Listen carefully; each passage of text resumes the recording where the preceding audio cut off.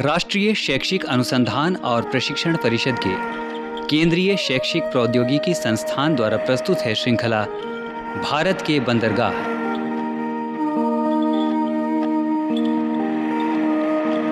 इस श्रृंखला में आज सुनते हैं कार्यक्रम कोच्चि बंदरगाह।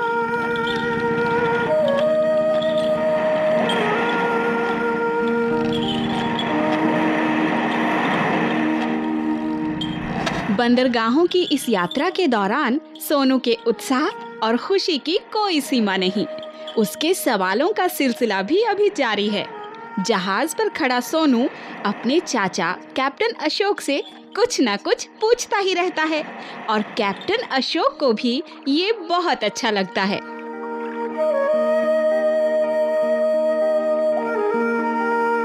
चाचा जी, वो देखिए लाइट हाउस। लगता है हमारा जहाज अब कोच्चि बंदरगाह के नजदीक है। भाई सोनू बेटा, तुम तो वाकई बहुत समझदार हो गए हो। हाँ भाई, हम कोच्चि बंदरगाह पहुंचने वाले हैं। अच्छा, जानते हो सोनू, कोच्चि एक प्राकृतिक पत्तन है।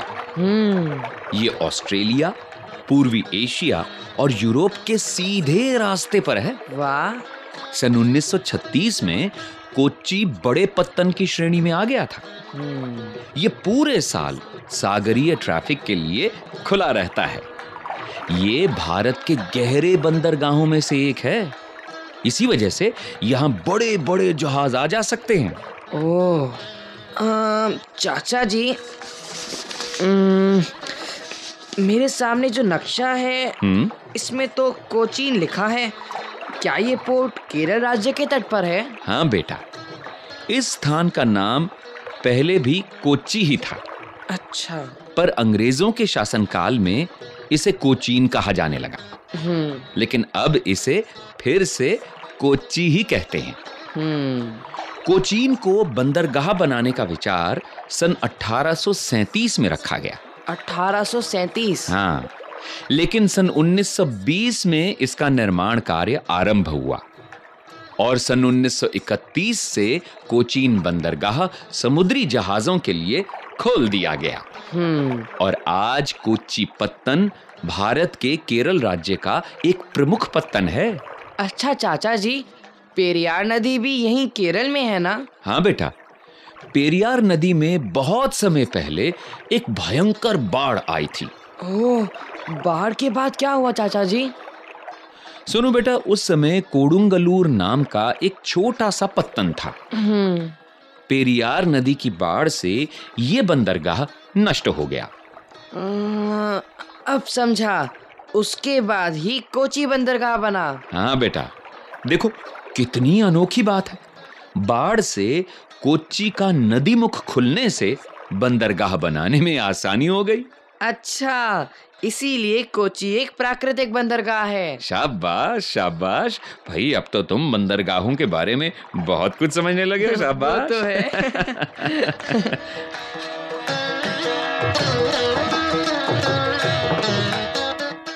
कैप्टन अशोक और सोनू जहाज से उतरकर कोच्चि बंदरगाह की सैर करते हुए बाहर निकल आते हैं। चाचा जी, वास्को ड गामा यहाँ आए थे ना? बेटा, वास्को ड गामा ही नहीं, बल्कि इससे पहले तो चीन के बहुत बड़े विद्वान और यात्री फाहियान भी यहाँ आए थे। अच्छा। उन्होंने अपने यात्रा वर्णन में भारत के बारे में बहुत कुछ लिखा। हाँ, याद आया, फाहियान। मैंने अपनी इतिहास की किताब में पढ़ा है। चाचा जी, ये खुशबू कैसी है? क्यों, अच्छी खुशबू है ना? हाँ, बड़ी अच्छी है। बेटा, ये खुशबू है मसालों की। अच्छा। केरल मसालों के लिए काफी समय से प्रसिद्ध है। मसालों का व्यापार प्राचीन समय से यहाँ होता आया है। लौंग, काली मिर्च, इलायची, तेज पत्ता, दालचीनी, इन सब का उत्पादन और व्यापार यहाँ होता है। वाह। और ये सब इस बंदरगाह की पृष्ठभूमि में है। यहाँ की भौगोलिक परिस्थिति यानी अधिक वर्षा व तापमान, पहाड़ी क्षेत्र इन मसालों के उत्पादन में सहायक होती है। अच्छा। केरल का तट बहुत समय से व्यापार का केंद्र रहा है। यहाँ अरब, पुर्तगाली, डच, अंग्रेज, यहूदी ये सब व्यापार करने के लिए अक्सर आया करते थे। चाचा जी, बहुत अच्छी खुशबू है। अच्छी खुशबू है ना?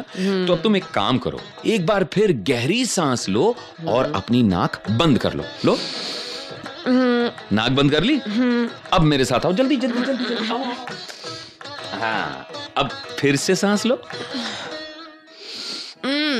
चाचा जी, ये कैसी अजीब सी गंध है। भाई ये गंध इन डिब्बों से आ रही है। ये देखो ये डिब्बे, हाँ। इनमें कई तरह की मछलियों को भरकर विदेश भेजा जा रहा है। हाँ। चाचा जी, यहाँ से चलिए। अच्छा, आओ सामने आ जाओ। चाचा जी, वो सामने वो टापू जैसा क्या है? वो बेटा वो विलिंगडन आइलैंड है। अच्छा। अंग्रेजों ने अपने शासनकाल में इसे विकसित किया था। बेटा कोच्चि एक ऐसा पत्तन है जहां स्थल पत्तन व हवाई पत्तन दोनों ही जल पत्तन के एकदम निकट हैं। अच्छा। वो देखो ऊपर, ऊपर क्या है? हवाई जहाज। हाँ। अरे वाह। चाचा जी, अगर यहाँ हवाई जहाज उड़ रहे हैं तो पास में हवाई अड्डा भी होगा। बिल्कुल ठीक पहचाना तुमने बेटा। देखो बेटा, कोच्चि बंदरगाह के आसपास एक हवाई अड्डा है। ये सन 1941 में विलिंगडन आइलैंड पर बनाया गया। अच्छा। और नौसेना के दक्षिणी कमांड का मुख्य कार्यालय भी यहीं पर है। कोच्चि बंदरगाह तो बहुत बड़ा है ना? हाँ बेटा, कोच्चि पत्तन में तेल के टैंकर, खनिज तेल, कोयला आदि के लिए कई बर्थ बनाए गए हैं। यहाँ अधिकतर कार्य क्रेन, मशीनों व कंप्यूटर से होता है। ये दक्षिण रेलवे से भी जुड़ा हुआ है। इसे भारत का आधुनिक पत्तन कहा जा सकता है। इसे अरब सागर की रानी भी कहा जाता है। अरब सागर की रानी? हाँ भाई, अब रानी की बात चली है तो आओ, अब मैं तुम्हें एक पुराना किला दिखाता हूँ। किला? हाँ चलिए।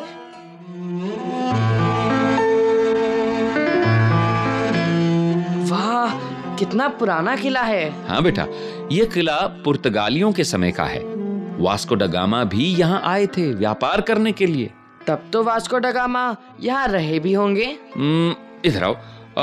वो मेरी उंगली की सीध में तुम्हें एक घर दिखाई दे रहा है दूर? वो हाँ हाँ हाँ, वो वास्को हाउस है। आओ तुम्हें वहीं ले चलता हूँ। आओ आओ।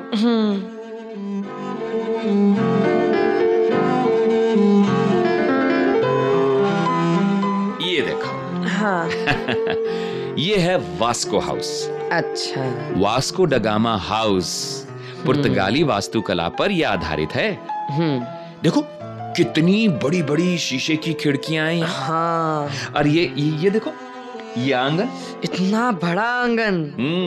पुर्तगाली संस्कृति की छाप है इनमें। कितना सुंदर मकान है ना चाचा जी। हाँ भाई।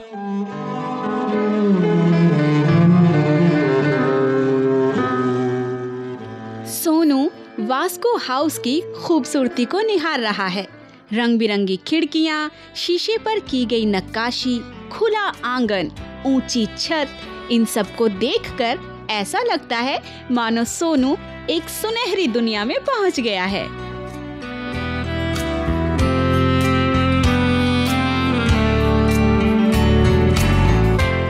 सोनू, सोनू बेटा, क्या हुआ, कहीं खो गए क्या? मन ही नहीं कर रहा यहाँ से जाने के लिए। ठीक है, थोड़ी देर और बैठना चाहो तो बैठ जाओ। उसके बाद मैं तुमको केरल का मशहूर अप्पम और स्ट्यू खिलाता हूँ। हाँ चलिए, अब तो भूख भी लग रही है। तो आओ मेरे साथ। आओ। चलिए।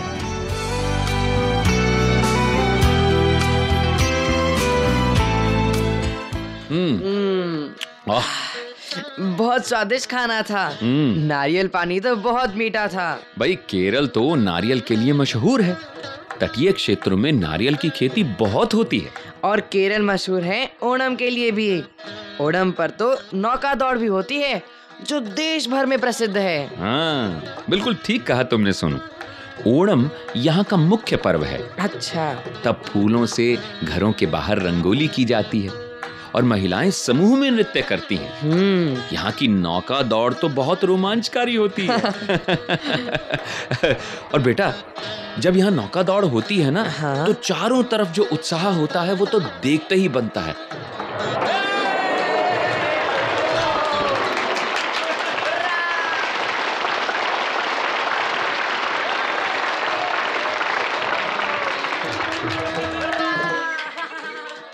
अच्छा बेटा, अब हमें बंदरगाह की ओर चलना चाहिए। देर हो रही है ना, चलो। हाँ चलिए। सोनू, हाँ, वो जो बड़ी दीवार जैसी देख रहे हो ना, वो हाँ, वो कोच्चि का शिपिंग यार्ड है। Shipping yard? हाँ, यहाँ जहाजों की मरम्मत होती है। और ये बड़े बड़े डिब्बे, इनमें सामान भेजा जाता है ना दूसरे देशों को? हाँ बेटा, यहाँ से बड़ी मात्रा में चाय, काजू, कॉफी, काली मिर्च व अन्य गरम मसाले विदेशों को भेजे जाते हैं। अच्छा। यहाँ खनिज तेल, कोयला, रासायनिक सामान विदेशों से आयात किया जाता है। तभी ये कंटेनर्स हैं जिनमें सामान सुरक्षित चढ़ाया और उतारा जाता है। इन कंटेनर्स की मदद से सामान अपने निर्दिष्ट स्थान पर आसानी से पहुंचाया व मंगाया जा सकता है। कप्तान चाचा, जहाज सिग्नल दे रहा है, जल्दी चलिए, नहीं तो हम रह जाएंगे। तो चलो जल्दी चलते हैं। हाँ, जल्दी चलिए। मजा आया ना? हाँ, बहुत मजा आया। देखो जहाज का सायरन बज रहा है, जल्दी चलिए चलिए चलिए।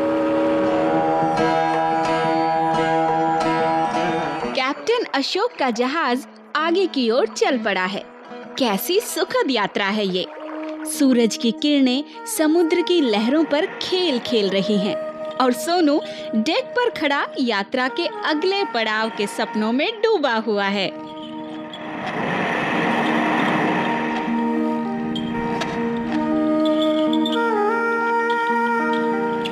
कोच्चि बंदरगाह। अभी आप सुन रहे थे ये कार्यक्रम। विषय परामर्श अख्तर हुसैन, विषय संयोजन डॉक्टर माधवी कुमार, आलेख माधवी मेनन, ध्वन्यांकन दीपक पांडे तथा निर्माण एवं प्रस्तुति अजीत होरो।